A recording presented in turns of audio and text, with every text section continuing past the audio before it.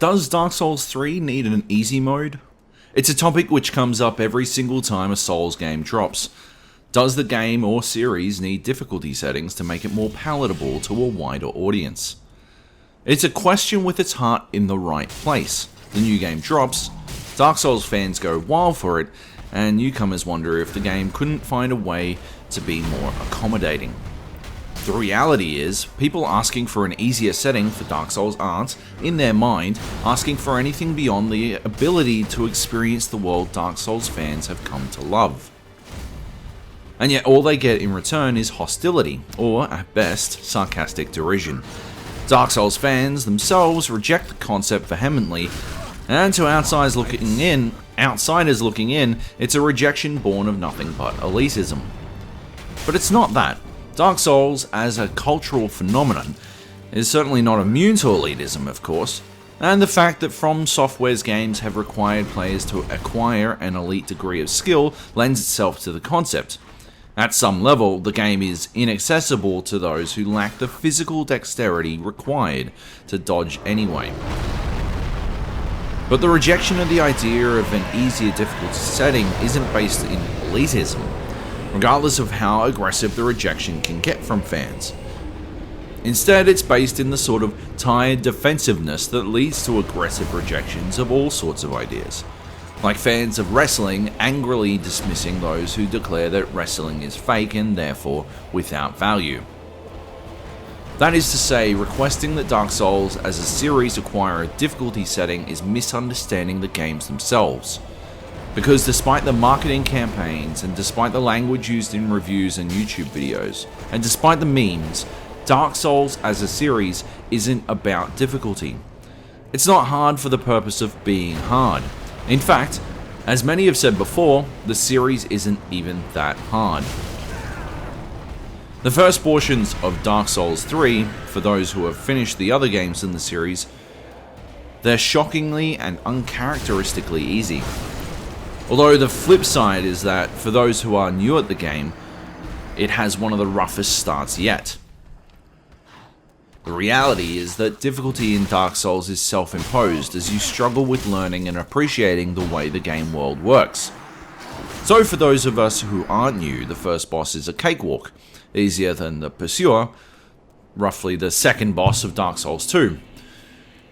But newcomers will have a tough time working out how to beat a giant knight who hits for 50% of their health every time he attacks. It's about thinking in Dark Souls terms. It's about thinking in the language of Dark Souls, and it's essential to the experience. Dark Souls difficulty comes from the fact that things within the game are alien, and it comes from the fact that to learn how those things work, you are forced to risk a lot. But after you have learned the language that Dark Souls communicates in, the game isn't actually that complicated.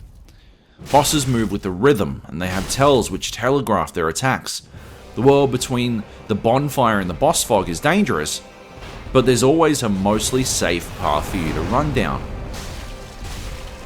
Once you think on Dark Souls terms, the game isn't actually that hard. It becomes a process. You analyze the situation, you determine the most efficient solution, and then you accomplish it.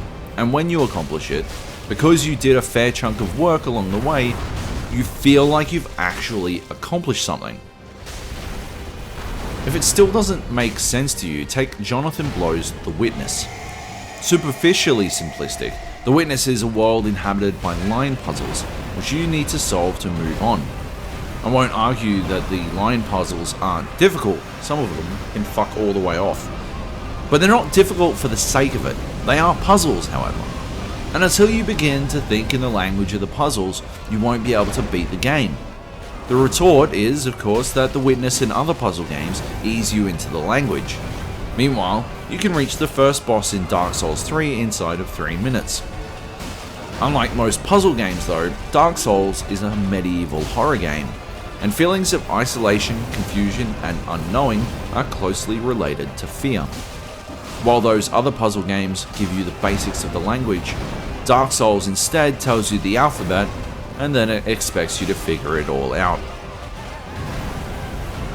It's understandable that people might want at least a better tutorial system, and it's probably easy for me someone who is fluent in the language, to scoff and say that the complexity of the language and the removal of appropriate learning tools is critical to the experience.